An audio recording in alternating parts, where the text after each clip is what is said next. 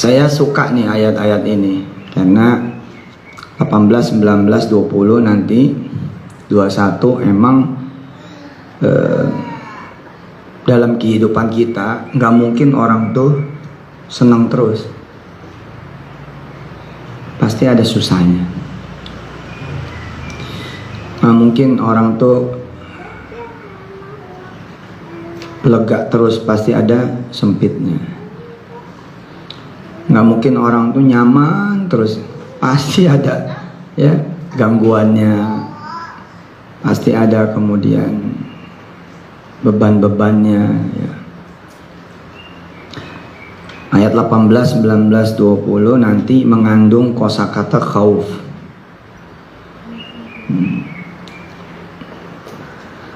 Kecemasan, ketakutan.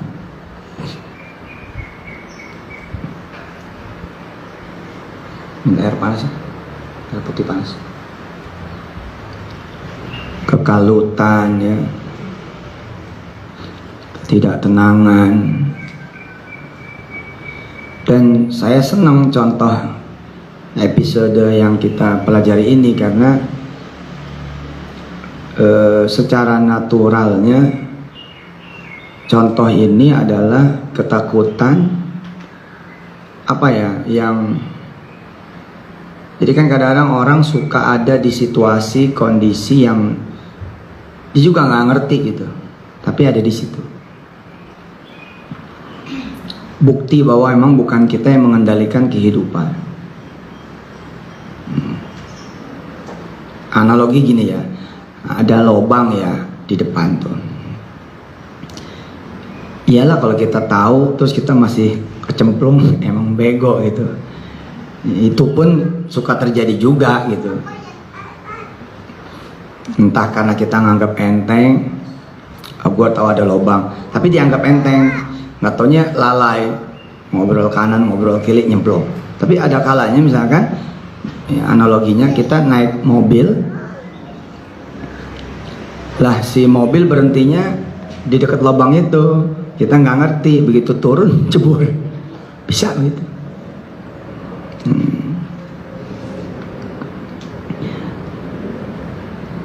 Jadi ada ketakutan, keresahan, ketidaknyamanan, ketidaktenangan yang berasal dari diri kita sendiri,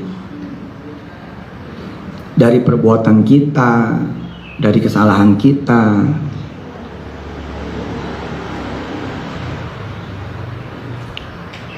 Dari gerusa-gerusunya kita, dari salahnya kita mengambil keputusan, salahnya kita kemudian mengambil tindakan.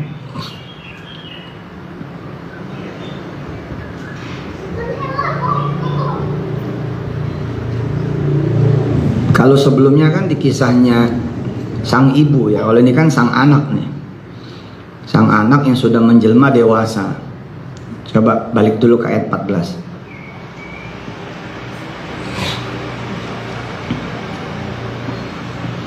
Balik dulu ke ayat 14.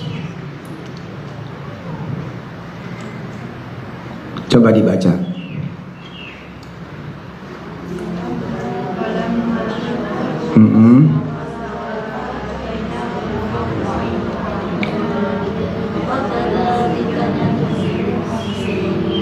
Artinya apa?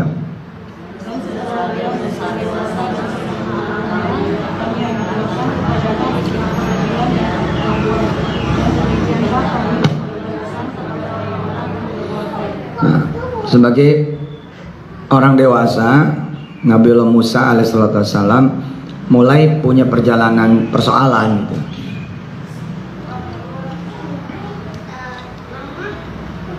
Bukan berarti anak kecil nggak punya persoalan, tapi ya ini memang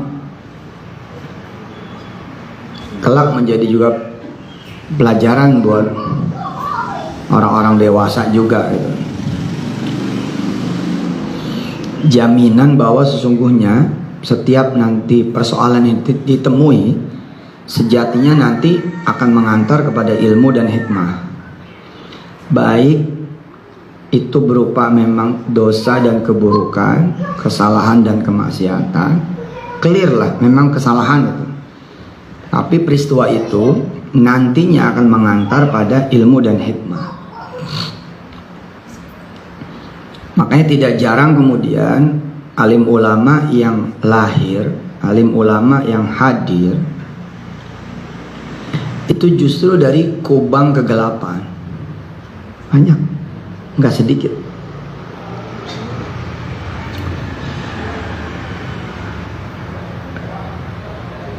Ada, nanti saya coba minta Ustadz Sukri menjelajahi itu. Ada satu kitab yang mengupas perjalanan hidup wali-wali Allah yang sebelumnya tuh sesatnya ngalahin kita orang.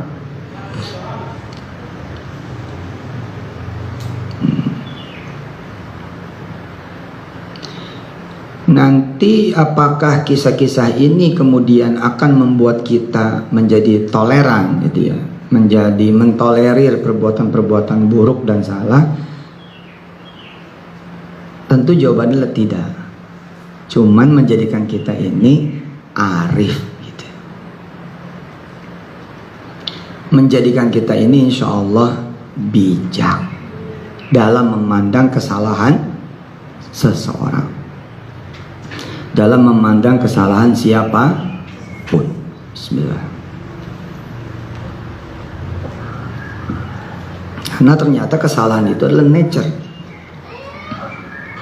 human banget gitu.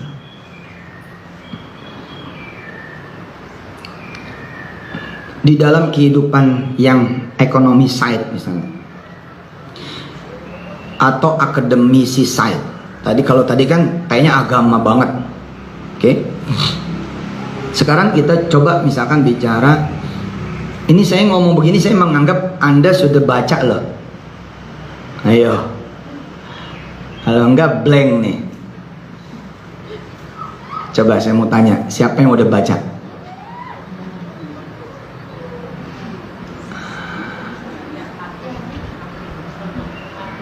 Walau wahidah, Tita udah baca. Tita nih nyelamatin Anda semua ya.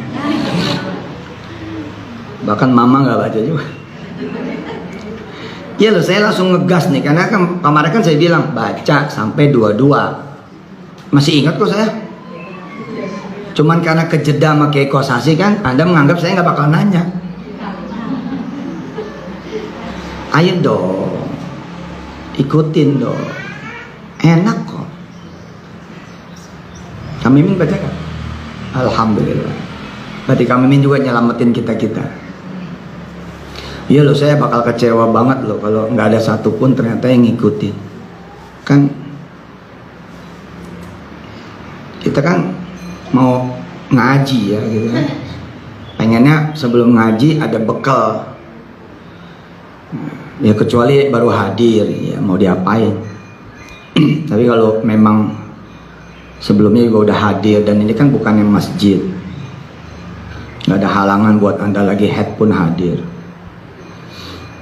atau yang melihat di tayangan live gitu ya. Ini jangan sampai ngeblank nih gitu. Ini saya dari mulai assalamualaikum tadi ya, langsung ngebut nih gitu. Nah, sesungguhnya kalau bagi Tita, bagi Kang Mimin, nanti nyambungnya lebih beda karena sudah baca. Jadi kan saya bilang kosakatanya dari ayat 18, 19, 20 itu tentang khauf. Bicaranya khaufan. Terus nanti tentang yatarakab. Aduh, saya ngerasain ya, pendekatan diri seorang yang biasa-biasa saja kepada Allah sama pendekatan diri orang yang punya hajat beda. Pendekatan diri sama orang yang ketakutan beda. Nah ini episode Nabi Musa mendekatkan diri kepada Allah karena takutnya. Beda loh. Oke, mudah-mudahan tadi saya udah dipahami ya. Tadi saya pengajian juga pagi sama ibu-ibu.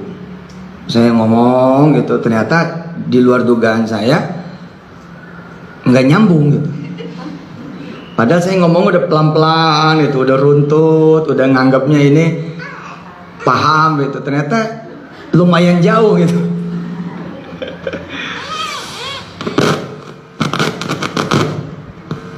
Ya emang perlu mikir lah, perlu mikir. Jadi mudah-mudahan yang mikir bukan cuma ustadznya aja ini, tapi juga yang mikir adalah jamaahnya, muridnya, santrinya. Oke, saya pengen kita harus punya Ghafur, punya Rahim ketika memandang seseorang yang punya salah. Bukan berarti mentolerir. Dulu ketika saya masih sangat muda, orang ngeliat santri salah, ngamuk bawaannya. Makin tua tuh, karena suka melihat kesalahan dan emang itu muncul yang disebut oleh ayat 14, ya, menjadi apa? Menjadi hukmau wa ilma. Oh, kesalahan orang bahkan menjadi ilmu dan hikmah, itu kan keren.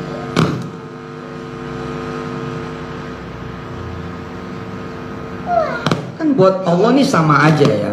Buat Allah kan sama saja kalau dia udah menghendaki sesuatu, ya. Dan bila sesuatu itu adalah ilmu dan hikmah, maka bisa didapat dari pintu mana saja. Ada orang punya kesenangan lalu jadi ilmu dan hikmah, ya. Tapi ada juga orang mendapatkan keburukan tapi jadi ilmu dan hikmah. Nah, kalau Allah udah menghendaki ilmu dan hikmah, maka pintunya dari mana aja. Nah, salah satu pintu hikmah, pintu ilmu dan hikmah yang juga nggak kalah kerennya adalah berangkat dari kegelapan. Ini kan yang nggak disadari orang banyak. Putra dari seorang abuya di daerah Jawa Barat tentang pewaris nomor 1 dari sang kiai. Sampai menjelang meninggal, si pewaris nomor 1-nya ini masih beler di pasar di dekat pesantren itu.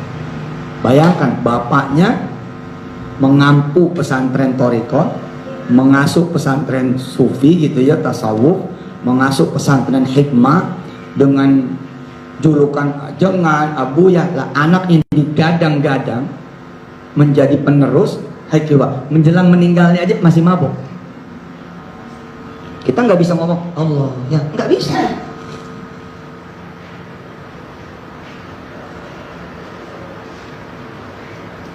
Kalau pandangan kita bukan pandangan rahmah, yang ada kita malah nyumpain terus. Ya kalau gini mah bukan cuma anak yang mampus, pesantren juga mampus gitu. Kalau begini mah namanya bukan cuma anaknya yang bakalan selesai, pesantren juga bakal selesai gitu. Itu pandangan yang belum ngaji bab rahmah.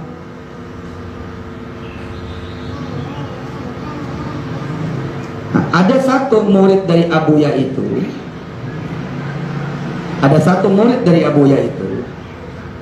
yang menceritakan kisah ini kepada saya dengan izin Allah Subhanahu wa taala, bahwa kasih sayanglah, bukan ilmu nih, kasih sayanglah yang membuat kemudian dia hari ini melebihi bapaknya. Masya Allah.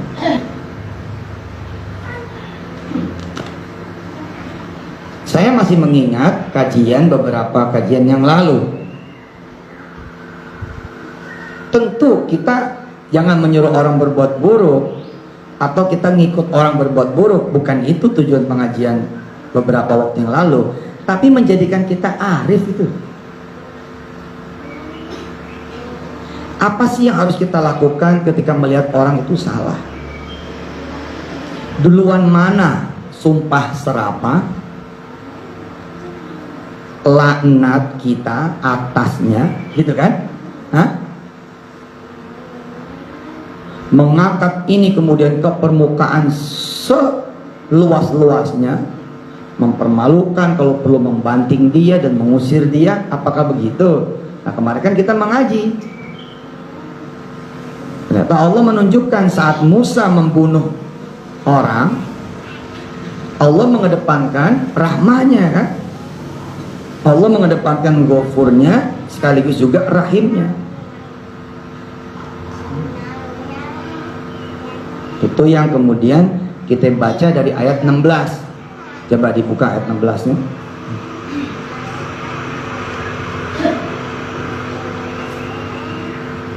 Qala rabbi inni zalamtu nafsi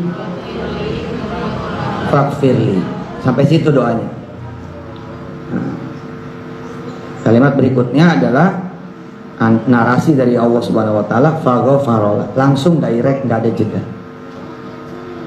Mengajarkan pada kita semua adalah dalam hal mengampuni, mengasihi dan menyayangi harus memang jangan berdasarkan juga kejadian apapun. Harus memang dari kita.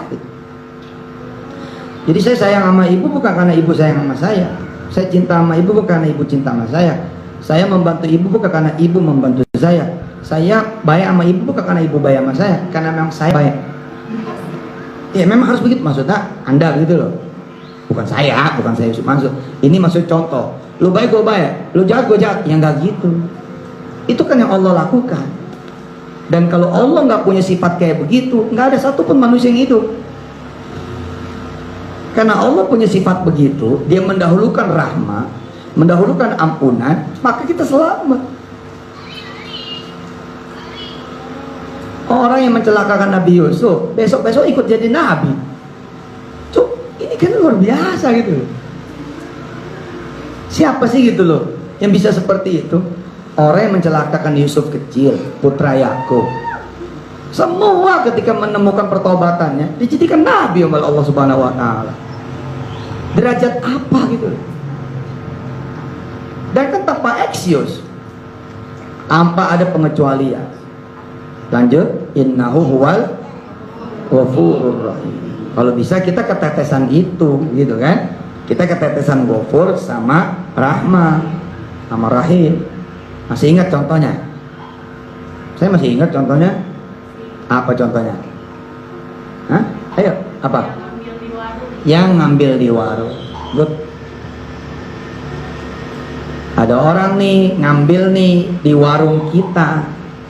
Dan kita tahu, ayo kita mendahulukan teriak-teriak, maling, maling gitu. Ada maling. Atau kita mendahulukan rasa kasihan kita. Nalar kita yang kita ajukan kasihan itu berdasarkan iman kita. Kenapa orang ini nyolong? Orang ini bukan nggak ada duit, nggak ada iman. Salah siapa? Salah gue sebagai tetangga, nggak ngajarin iman. Bisa begitu kan? Tapi kalau yang kita dahulukan laknat, yang kita dahulukan marah-marah, yang kita dahulukan kecewa, apakah mengubah keadaan? Nggak juga mengubah keadaan. Nambah ribet sih ya. Saya belajar banyak dari sini. Asli belajar banyak. Bolak-balik saya pelajari Al-Qasas ya. Jangan Bu. Dan semua yang mendengar jangan. Loh, apakah kita mendiamkan kemungkaran itu? Ya kan ada banyak jalan. Enggak gitu loh.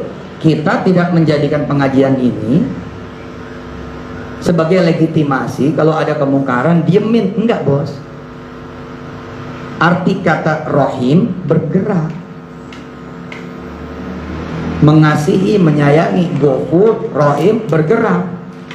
Buktinya nanti ayat 22. Ayat 22 itu kemudian ketika Musa ikut bergerak, Allah pun ikut bergerak. Masih ingat yang dilakukan oleh si ibu ini kalau dia ketetesan Ghafur dan Rahim? Masih? Apa yang terjadi ketika orang itu nyolong? Kan malah ngirim anaknya kan? Ngapain ngirim anaknya? Ditambahi. Tidak menghadirkan ketakutan. Bayangin dia satu bumi. Ini hari apa ini? Rabu. Lalu kalau Allah bilang begini, Jumat akan ada hukuman buat seluruh penghuni bumi, nggak ada bisa tidur.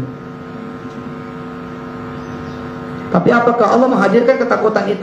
Tidak kan? Allah malah bilang, nanti malam aku akan datang. Siapa yang butuh ampunanku, datang padaku. Coba. Wah, apakah Allah kecewa Dengan kita tidak datang, tidak, karena Allah datang lagi. Apakah kecewa lagi? Nggak pernah dia kecewa. Luar biasa. Tapi kalau kita gimana? Gue udah malas jadi temennya. Gue udah nggak mau lah jadi lakinya. Gue udah capek jadi bininya. Satu yang tidak pernah dilakukan oleh Allah Subhanahu Wa Taala, berhenti jadi Tuhan. Coba kalau Allah ngambek, aku udah nggak mau lagi jadi Tuhan, males. Siapa yang ngurus alam ini? Dia datang pakai rahmah kan, ngutus anaknya, nambahin dia kasihlah telur, mie, kecap, gula, minyak, apa segala macam, dan datang dengan pemberian maaf padahal nggak diminta. Mama titip salam, udah dimaafin. Jadi mama tahu ya, ini udah ke-17. Banyak amat. Terus mama titip salam juga nih, ada duit sedikit, kalau nanti malu, ini pakai duit ini belanja di warung. Subhanallah. Siapa yang bisa begitu? Jawabannya bisa kalau kita terus-terusan ngajinya kayak begini. Makanya kan kalau bisa pengajian-pengajian itu mendatangkan kelembutan, maka nanti jamaahnya juga jadi lembut. Pengajian itu mengajarkan juga kasih sayang, maka jamaah nanti mengajar apa? Jadinya juga kasih sayang.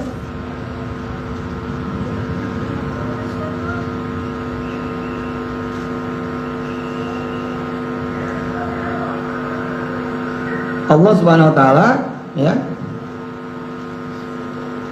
memberikan contoh pada kita. Nah tadi saya bilang kan, tadi dari sisi agama sisi agama banget. Sekarang kita coba belajar dari sisi ekonomi. Berapa banyak orang coba yang kita anggap udah selesai hidupnya, ternyata dia kemudian muncul sebagai orang yang lebih kaya daripada kita. Kira-kira di wilayah agama kayak gitu tuh, di wilayah ekonomi, di pendidikan kayak gitu. Ada orang gak naik kelas, kita udah kelas 4, dia masih kelas 2. Kita udah kelas 6, masih kelas 2 juga. Di perjalanan tahta, di perjalanan karier, di perjalanan kemudian job, di perjalanan pekerjaan, kita udah SMP, masih kelas 2. Tapi ternyata di tikungan umur ke-40 malah jadi Kapolres Tangerang. Kapolres Tangerang itu punya cerita ini dia. Kapolres yang kagak lulus SD dia.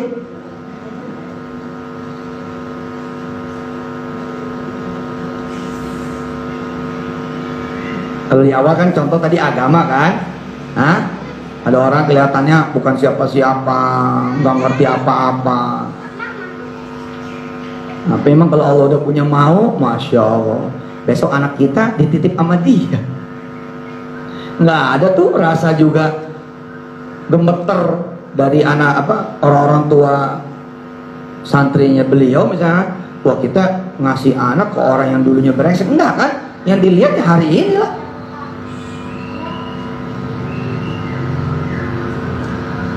Lah kok bisa misalkan Pak Kapolres Kota Tangerang baru ulang tahun kemarin yang 42. Kok bisa? Kan katanya tadi nggak lulus SD. Iya. Daerahnya kemudian menjadi daerah konflik. Dari awal memang pengen jadi tentara karena dia ngelihat tuh tentara. Pokoknya dia mikirnya tentara. Sampailah kemudian tentara-tentara Indonesia datang ke kampung dia di sana, di Dili, Timur Leste kalau sekarang. Tadi angkat anak nih sama salah satu tentara, dibawa pulang ke Jawa, ke Yogyakarta. Sampai sana ngebut, ngebut. Bahkan ketika masuk kepada Akmil atau apa itu, dia menjadi number 1. Coba. Hati-hati deh, kita hati-hati deh kalau ngejudge orang nih. Aduh, kita kadang-kadang suka pepes keyang kalau kata orang Betawi. Kayaknya orang udah hina banget dan gak bakal punya masa depan. Hati-hati lo, besok lo minjem beras sama dia. Bener, hati-hati, hati-hati.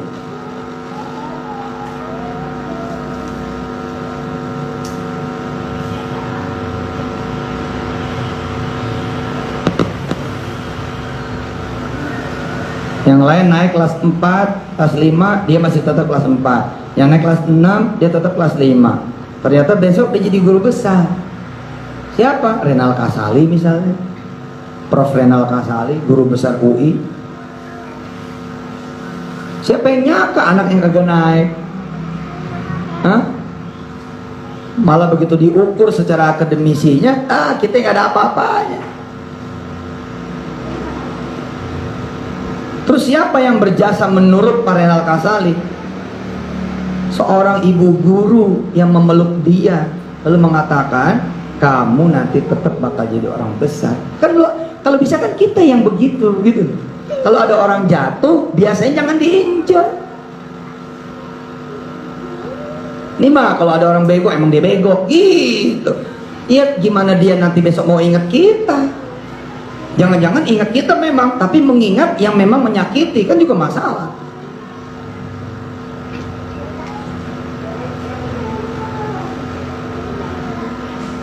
Sampai sini bisa saya melihat keagungan Quran. Wih, Quran ini bisa kayak begini, kita bisa memetik pelajarannya. Masya Allah. Teman-teman satu warung makan Padang ngelihat temen yang satu asal megang piring pecah, dipindahin ke kasir yang nggak ada piringnya, duit kasir hilang. Hah? Dipindahin lagi sama jadi misalkan asisten masak, masakannya gosong. Terus kita melihat dia kagak ada masa depan. Ternyata besok dialah pemilik jaringan restoran Padang yang paling besar di tanah air. Kenapa? Kita berhenti belajar, dia nggak berhenti belajar menjadi hukmau wa ilma.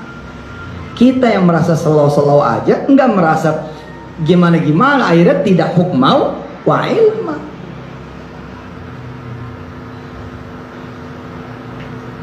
Ingat peraturannya, ingat peraturannya, paham nganggo, nggak paham geleng. Paham gak nih? Ini ngajinya mikir loh nih.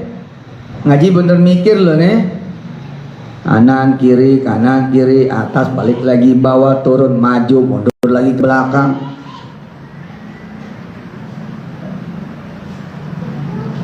Udah gitu sambil ngatur anak lagi. Begitu melek, ceritanya apa lagi, beda lagi.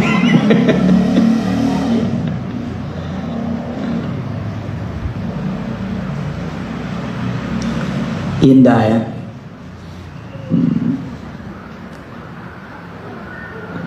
Maka kearifan lanjutannya kan, ya tentu saja apalagi dukungan kita terhadap misalkan gini ya, kita baik sama pelanggan yang nyolong, masa kita nggak baik sama pelanggan yang nggak nyolong? Ya salah dong.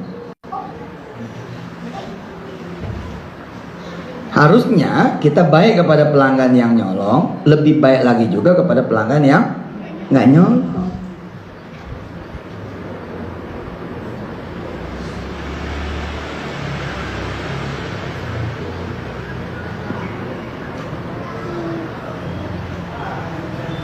Siap nggak kita seperti Allah melihat hambanya yang bersalah itu? Ibu-ibu urusannya sama anak, bapak-bapak urusannya sama anak, suami urusannya sama istri, istri urusannya sama suami, anak urusannya sama orang tua. Belum tentu juga anak siap melihat orang tua salah. Anak suka nggak siap melihat orang tua salah, udah tua bangka begitu. Coba, kan berarti dia nggak siap. Bukan mengedepankan ghafur, bukan mengedepankan rohim, yang dikedepankan laknat. Nggak diajarin sama Allah begitu.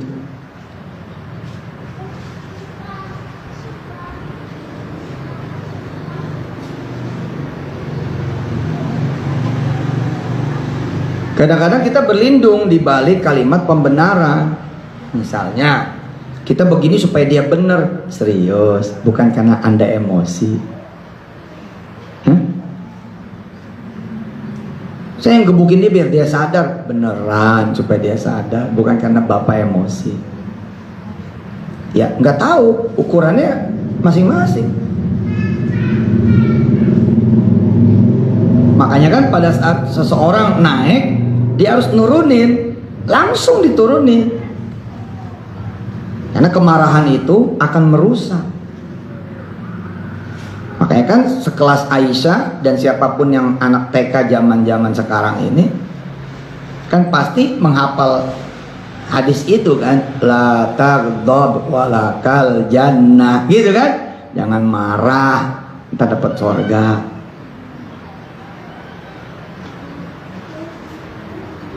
Lanjut. Baik. Ayat sekarang 18. Tadi belum ceramah ya? Masih pengantar. Lama bener pengantarnya. Habis suruh ngaji dulu pada kagak ngaji. Alhamdulillah. Jangan diulangi ya, kalau disuruh baca. A'udzu billahi minasyaitonir rajim. Perhatikan aja. Bismillahirrahmanirrahim. Fa asbaha fil madinati khaifan yataraqqabu fa idzal ladzi istansarahu bil amsi yastasrihu. Keren gitu. Ini peristiwa masih nyambung ya. Peristiwa ini masih nyambung. Qala lahu Musa innaka laghawiyyun mubin. Ini yang saya sebut tadi kosakata takut, khauf, khaifan. Karena itu dia Musa menjadi ketakutan. Nature banget kan? Orang berbuat salah gitu kan, akhirnya jadi takut, dan ketakutannya itu menjelma loh.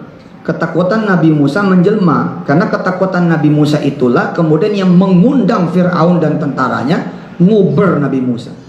Ini kan ketakutan dia kan. Aduh, saya udah ngebunuh orangnya Fir'aun. Kita ngebayangin gitu loh. Ya silakan masuk ke dalam ayat ini. Bayangin Nabi Musa salah mukul orang. Ternyata yang bersalah itu kaumnya. Ya walaupun ada sebagian mufasir yang ingin menyelamatkan posisinya sebagai nabi. Nah mungkin nabi seperti itu. Tapi saya justru melihat inilah kesucian Allah Subhanahu wa taala. Inilah kehebatan dan keagungan Allah Subhanahu wa taala. Saya sebagai seorang pendosa, saya sebagai seorang yang banyak salahnya, banyak kekurangannya, suka banget sama ayat-ayat yang begini. Ini feminis banget gitu. Oh, aku masih ada celah diampunin. Oh, aku masih ada celah dimaafin. Oh, aku masih ada celah naik. Oh, aku masih ada celah berubah. Oh, aku masih bisa diangkat. Oh, aku masih bisa selamat. Gitu kan? Sebagian teman-teman saya pribadi pun, ketika saya kontak, Bib, Yai, Ustadz, gimana dengan ayat ini? Wah, Musa nggak membunuh itu. Cuman pas Musa mukul, malaikat Israel nyabut nyawanya. Itu cara sebagian penafsir dan petadabur ayat menyelamatkan positioning seorang nabi.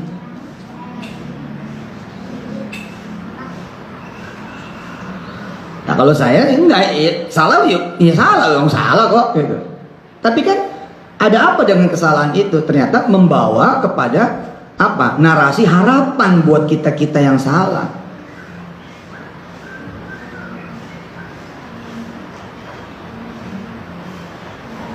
Kurang apa Nabi Adam sebagai contoh yang salah? Mau diselamatin kayak apa? Oh, Nabi Adam clear kok salah. Tapi apakah kita kemudian menghujat Nabi Adam? Ada? Enggak ada. Sampai sekarang kan ada yang mengenal dosa bawaan, bos. Sebagian keyakinan teman-teman kita yang lain kan ada dosa bawaan, makanya mesti ditebus. Cuma kan akidah kita mengatakan selesai gitu loh. Manusia lahir udah dalam keadaan suci. Tapi apakah peristiwa kemudian Nabi Adam salah lalu terusir dari sorga, ya, membuat kita tidak bisa memetik pelajaran? Harusnya bisa memetik pelajaran. Di antaranya apa?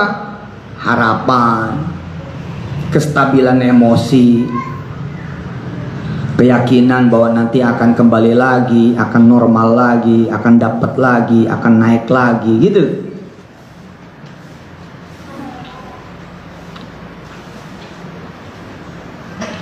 Nabi Musa takut ya, khaifan. Sekali lagi saya bilang saya seneng gitu ayat-ayat yang begini karena emang hidup saya di sini. Fa idzal ladzi istansarahu bil amsi yastasrikhu. Tiba-tiba orang yang kemarin meminta pertolongan berteriak meminta pertolongan kepadanya. Terus Musa berkata kepada dia, innaka lagawiyyum mubin. Kira-kira kalau bahasa kitanya begini, ya lo lagi nih gitu. Emang kacau nih gitu. Kamu tuh yang sebenarnya salah gitu kata Musa. Akhirnya malah Musa pengen mukul orang itu. Kalau kemarin kan dia bela orang itu, tapi sekarang Musa malah pengen ngehajar orang itu. Cuman Allah selamatin dari kesalahan kedua.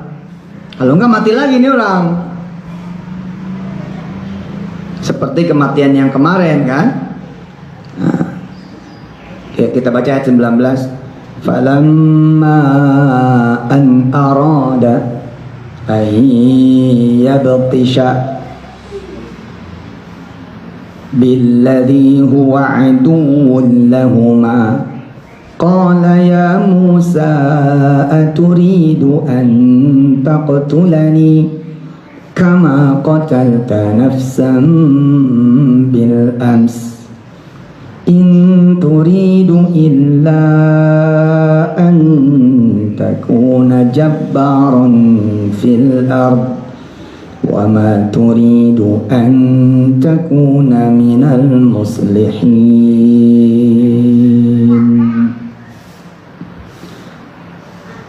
Dia musuhnya itu berkata, wahai Musa, apakah engkau bermaksud membunuhku sebagaimana kemarin kau membunuh seseorang?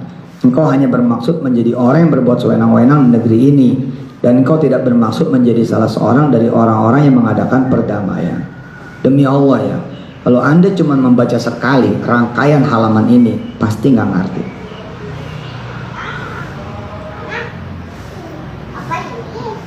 Kemungkinan besar nggak ngerti. Ayat ini lewat aja gitu, nggak ada hikmah walaupun secerca sedikit. Yakin di sini perlu yang saya bilang beberapa waktu pengajian yang awal, perlu ngajinya gimana?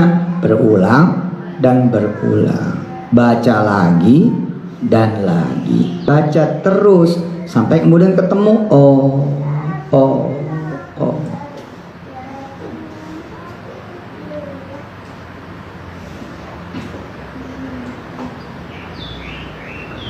Peristiwa kecil ini nggak bisa dibilang peristiwa kecil, karena peristiwa inilah kemudian menjadi perang yang berpuluh-puluh tahun. Menambah panas kemudian Firaun dan bala tentaranya.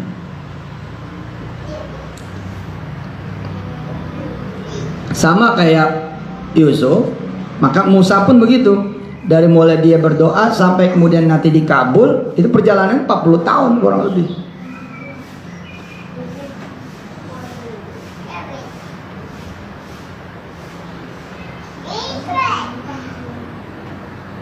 Sebagian guru-guru saya yang mengatakan begini kira-kira, andai kemudian Nabi Musa dulu bisa mengontrol emosinya ketika ada di kota Memphis, mungkin nggak akan ada peristiwa perang berjilid-jilid.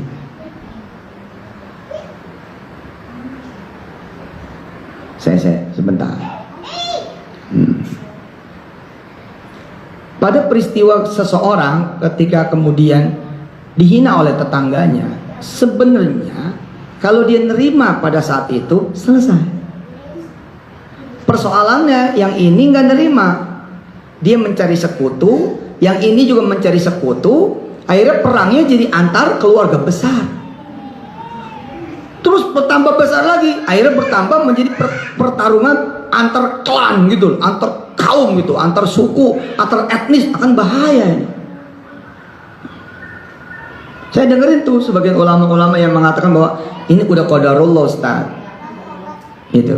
Ini udah qadarullah. Andai dulu Nabi Musa bisa menahan emosinya ketika di Memphis, kan Fir'aun dan tentaranya nggak nguber. Udah selesai gitu loh. Walau alam bisawab, apa nih maksud kehendak Allah?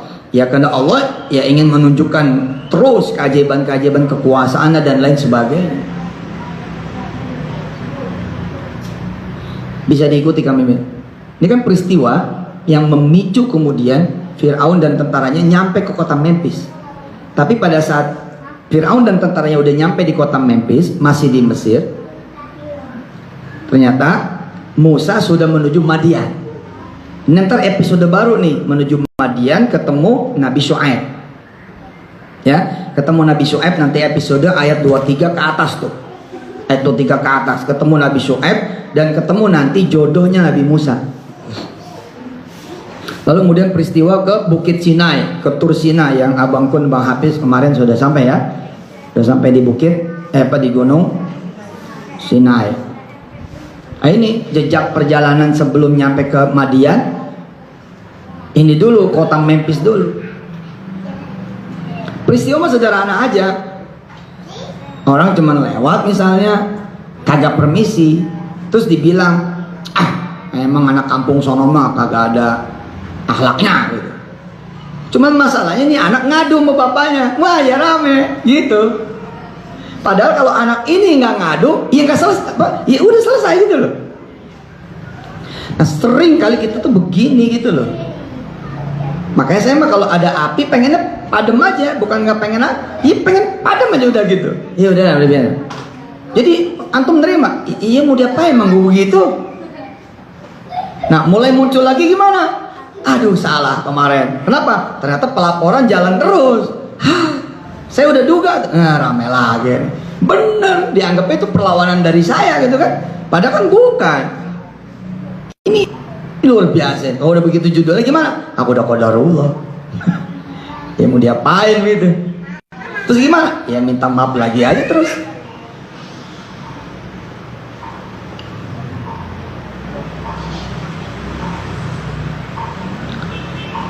Nah, suasana inilah yang saya butuhkan gitu. Kajian ini yang saya butuhkan. Percayalah, ibu-ibu kalau sekarang ini lagi nyaman-nyaman saja, demi Allah, ntar datang suasana nggak nyaman. Maka pengajian ini menjadi penting buat kita. Inilah yang harus kita lakukan.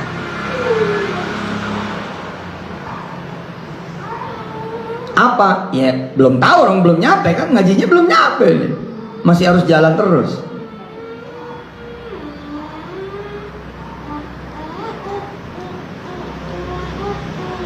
Salah satu hikmah diantaranya ayat 19 adalah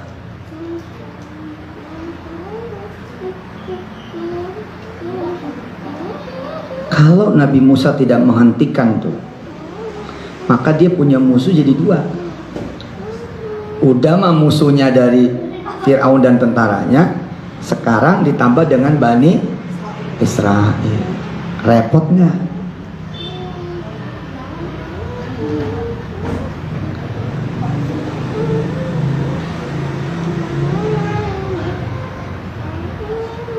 Orang bermasalah, terus dia bersekutu. Nggak jarang tuh kemudian sekutunya itulah yang menjadi musuh baru. Sekutunya itu bisa jadi misalkan pengacaranya, tadinya membantu, tapi kemudian nggak tahu nih ada peristiwa apa, si pengacara merasa tersakiti, jeder, jadi persoalan baru lagi. Allahu Akbar. Kalau udah begitu tuh emang mesti sujud udah mau Allah aja udah. Yang bisa nyelesain cuma Allah aja udah.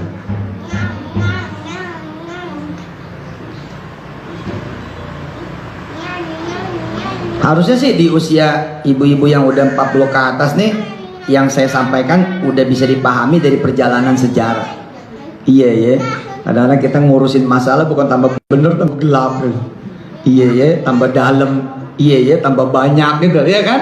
Pada saat itu kita perlu ngikutin perjalanan Nabi Musa.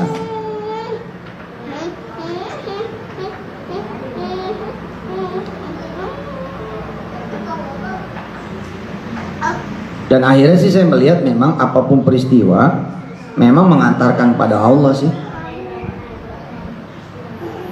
Ada yang sanggup kemudian mengambil itu sebagai hukma wa ilma, hikmah dan ilmu, ada yang enggak.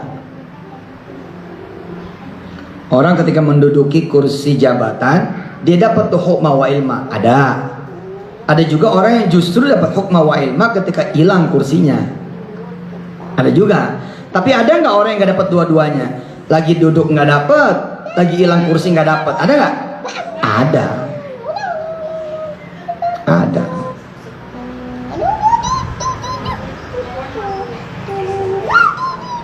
Ada nggak orang dapat duit lupa, lagi hilang duit lupa juga?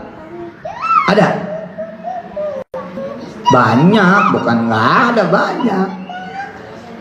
Tapi ada nggak orang yang staminanya hebat bener? Ada duit dia tetap ingat Allah, nggak ada duit makin ingat sama Allah. Banyak juga. Memang tipe-tipe manusia ada gitu. Dan nature juga kok. Maksudnya nature itu gimana? Ya alami aja. Ada orang kita punya duit tetap lupa sama Allah. Ntar ingat-ingat lagi nggak ada duit. Ya nature itu. Nikmatilah kedunguan itu, nikmati. Kadang-kadang ya udahlah.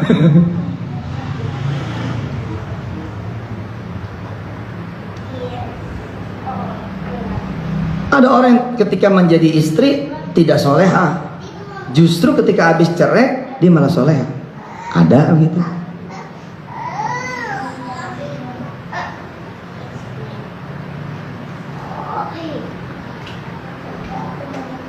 Ada orang-orang yang makin kaya makin soleh, ada.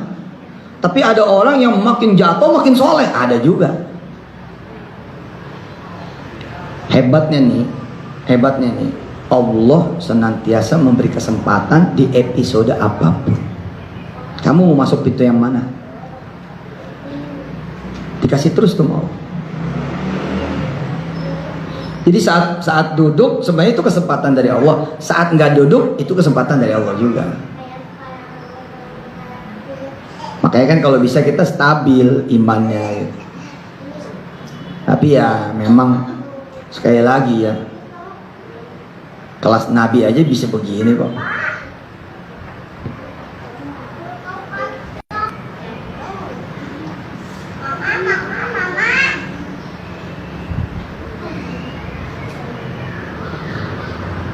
Coba lihat kosakata muslihin di ayat 19. Kosakata muslihin di ayat 19. Ini termasuk tema sentral Quran. Tulis tuh. Kata-kata islah, kata-kata islah, alif, shad, lam alif, ha, islah, pelakunya adalah muslih, adalah termasuk tema sentral Quran. Salah satu tema sentral yang dibawa oleh Quran. Bismillah.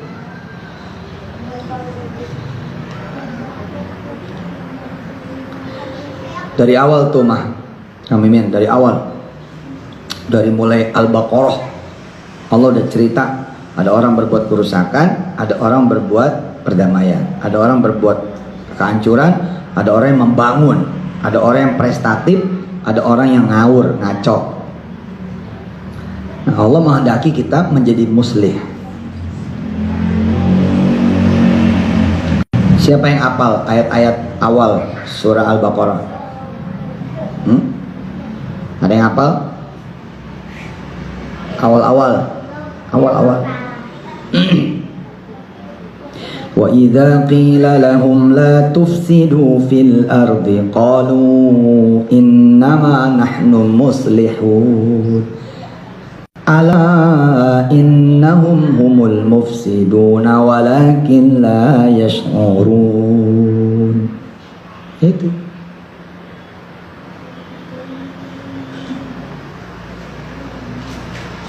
dari awal tuh Itu Al-Baqarah lembar kedua.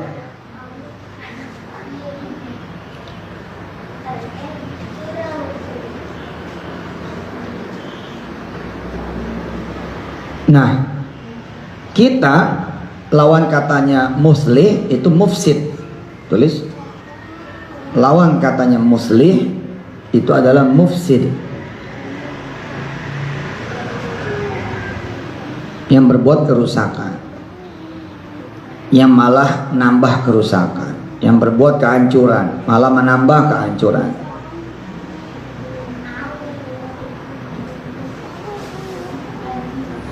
Allah senang tuh sama orang-orang yang senantiasa mengadakan perdamaian. Ambil peran itu. Ambil peran itu sebisa mungkin. Peran apa? Peran sebagai seorang muslih. Nah, ini nanti panjang kali lebar lagi nih muslih ini. Kalau kita misalkan belajar tentang majmu ya, atau kita melihat mu'jam mufahros yang terjemah kosakata, itu muslih panjang tuh terjemahannya, dang. Jadi nggak sekedar damai gitu. Pada tingkatan tertentu bahkan kita kan nggak mampu berdamai sama diri kita sendiri. Udah kan kita ngaji kan beberapa waktu yang lalu kan, kita bahkan tidak mampu memaafkan diri kita sendiri. Kita sering mukul-mukul muka kita. Oh, emang jelek. Pukul-pukul coba.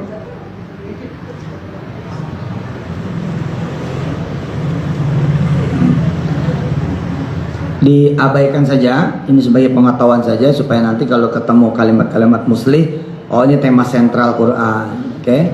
Yuk masuk ayat 20.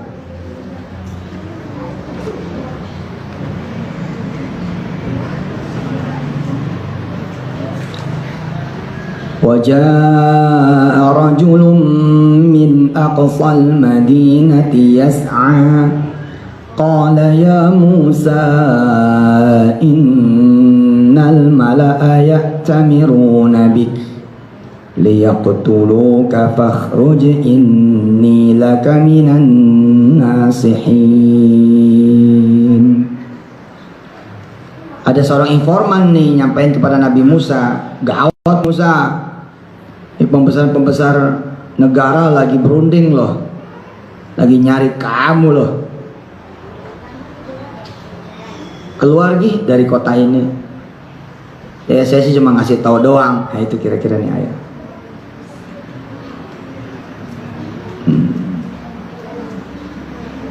Dan disinilah kemudian episode kelak nanti pembelahan laut. Ini awalnya seru sih. Kalau saya orangnya imajiner ya, jadi kalau baca ayat masuk, saya mencoba menguasai ini keadaannya kayak gimana gitu.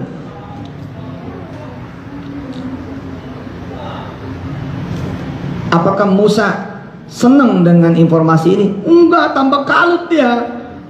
Oh, kemarin dia habis ngebunuh orang kan, itu aja kan dia tidak bisa memaafkan dirinya loh. Salah ngebunuh, salah sangka, salah sasaran, belum sempat dia mikirin bla bla bla bla bla bla gitu kan. Besoknya hampir kejadian lagi. Untung tidak terjadi. Kemudian ada berita pembesar negeri lagi berunding, terus bakal ngirim pasukan untuk nyari Nabi Musa. Wah, ini kalutnya kuadrat. Saya ngalamin yang begini.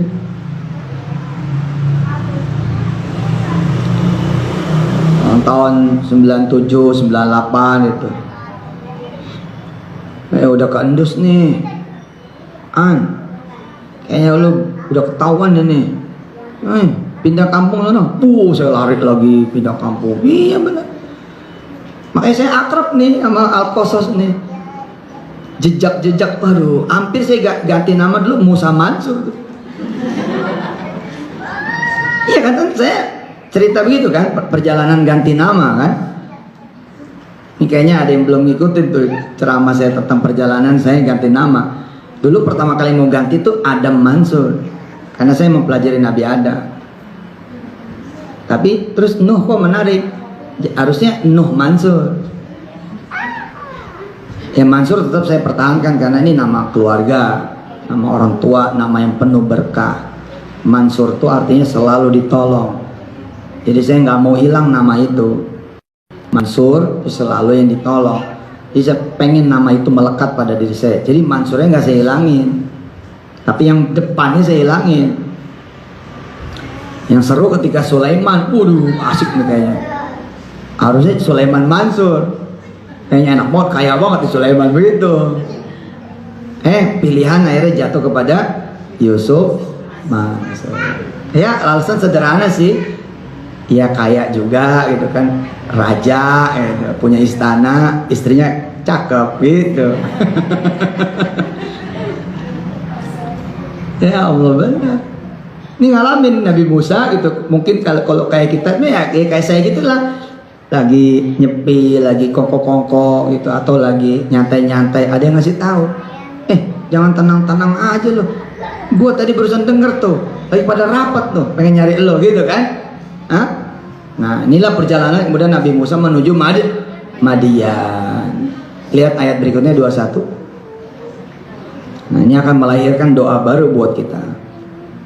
Fakharaja minha khaifan yatarattab. Qala rabbi najjini minal qaumidh dhalimin. Maka keluarlah dia Nabi Musa itu dari kota Memphis itu dengan rasa takut, waspada, ya tarakab, waspada. Kalau ada yang menyusul atau menangkapnya. Di sanalah dia berdoa, ya Tuhanku, selamatkanlah aku dari orang-orang yang zalim itu.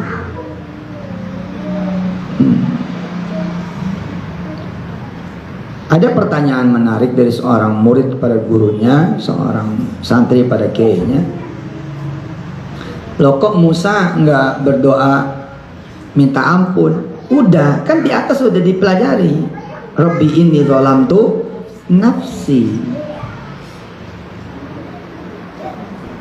Nah, ini doa tambahan. Artinya doa yang itu tetap menjadi doa Nabi Musa, ditambah dengan doa yang ini, karena muncul musuh yang dia tidak prediksi,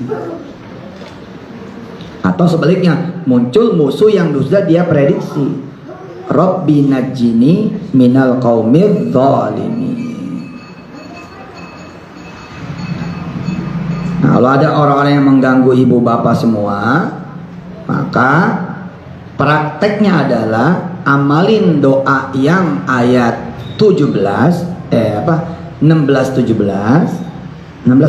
tetap tuh kita amalin tuh, karena itu kan kaitannya sama kita, diri kita. 16-17 masih ingat? Boleh dibaca utuh, boleh dibaca penggalannya, ya. Tapi kalau saya bilang ya udah baca utuh saja buat yang nggak ngerti mah. Tapi pikiran, otak, akal ya harus mikir, disesuaikan dengan keadaan kita. Jadi dua ayat ini menjadi doa kita. Apa? Qala rabbi innil zalamtu nafsi faghfirli faghfarallah innahu wal ghafurur rahim. Sama apa? Qala rabbi bima an'amta alayya falan akuna dhahiral lil mujrimin. Nah, karena kita ini punya musuh yang gak kelihatan sama yang kelihatan, punya musuh yang ketahuan sama yang gak ketahuan, punya musuh yang kemudian terdeteksi atau tidak terdeteksi. Ada sesuatu kalimat ya, udah sejam mungkin. Maka seyogianya ditambahin doanya, menjadi doa perlindungan nih buat kita semua. Ini benteng banget nih, ya, benteng banget. Jadi selain doa yang 16-17, kita baca juga yang 21. Rabbi najjini minal qaumidz zalimin. Kita nggak tahu nih siapa penumpang gelap dalam kasus kita. Ada loh kan, kita perangnya sama siapa, tau-tau yang menghajar kita siapa. Banyak begitu. Ini ada orang lagi nungguin aja kita salah. Ada orang lagi nungguin kita salah. Ternyata terjadi nih, kita salah gitu. Jutek, kepleset. Terus kita ngelawan yang saat itu sepantar sama kita. Tapi yang ini yang naik menggantikan kita. Dan sekutunya naik menggantikan kita. Kenapa? Dua-duanya nggak menyadari sesungguhnya musuh yang benar bukannya satu sama lain, tapi ada yang lain. Nah, gitu-gitu bisa terlindungi dengan kita sering-sering baca doa ini. Jangan sampai muncul yang kita nggak kehendaki gitu loh. Ini sekarang saya lagi melihat nih, muncul si A, si B, si C, muncul. Wih, saya bilang, oh, kurang pertahanan nih gitu. Bagus nih buat ibu-ibu, bapak-bapak semua yang mendengar. Kalau ini dijadikan memang ya wirid aja sehari-hari. Dan kita nggak pernah tahu kan, kapan nih kita punya musuh, dapat musuh, kita nggak tahu loh. Kapan kita punya kesusahan, kita juga nggak tahu kapan kita punya kesusahan kan. Ya udah kita baca aja dah gitu. Rabbi najjini minal qaumil zalimin, atau baca dari mulai awal fakharaja gitu.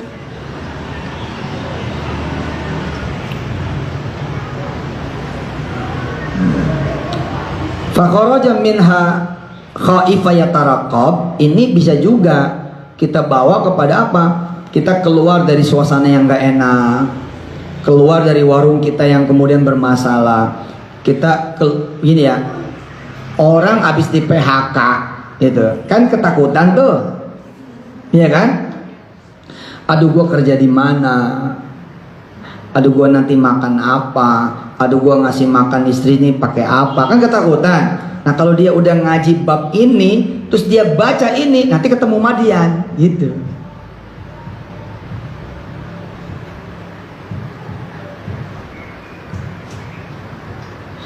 Begitu kita datang misalkan ke ruko kita, udah tinggal puing-puing doang karena kebakar.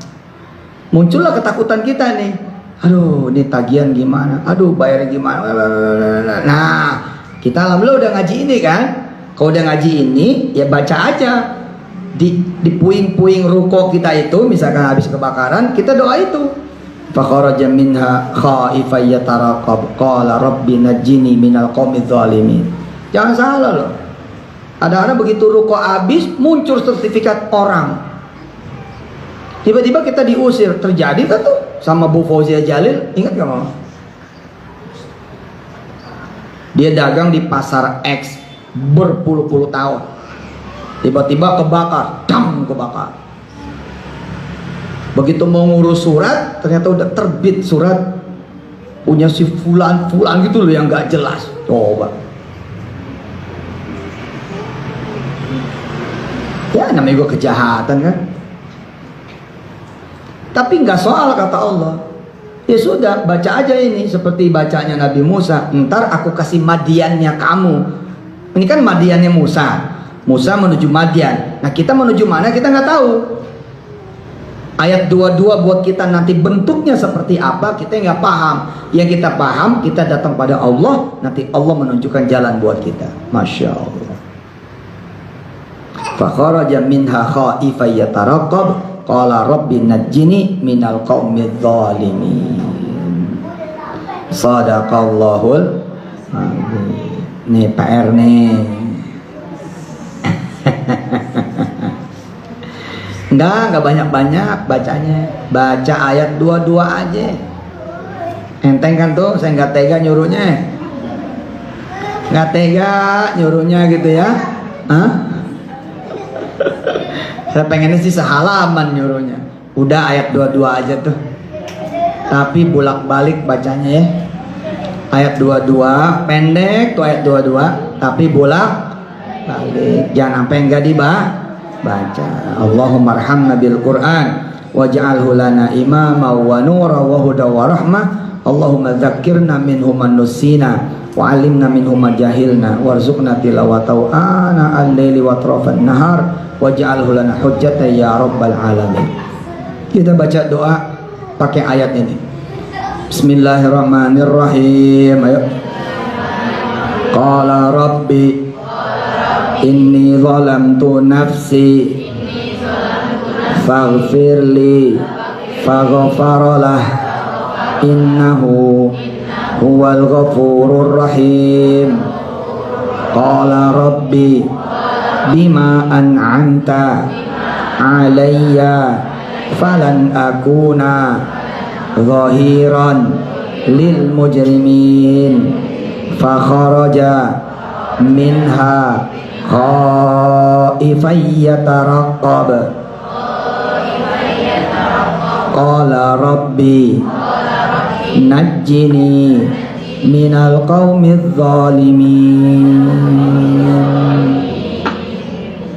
Makasih ya, mudah-mudahan ini ada manfaatnya. Makasih banyak, mudah-mudahan kita semua diampuni oleh Allah setiap kesalahan, dosa dan maksiatan kita, kejahatan, kelalaian, kejelekan, kesalahan, dan senantiasa dilindungi oleh Allah Subhanahu wa taala. Jazakumullahu ahsanal jaza. Selamat kembali ke rumah masing-masing. Wassalamualaikum warahmatullahi wabarakatuh.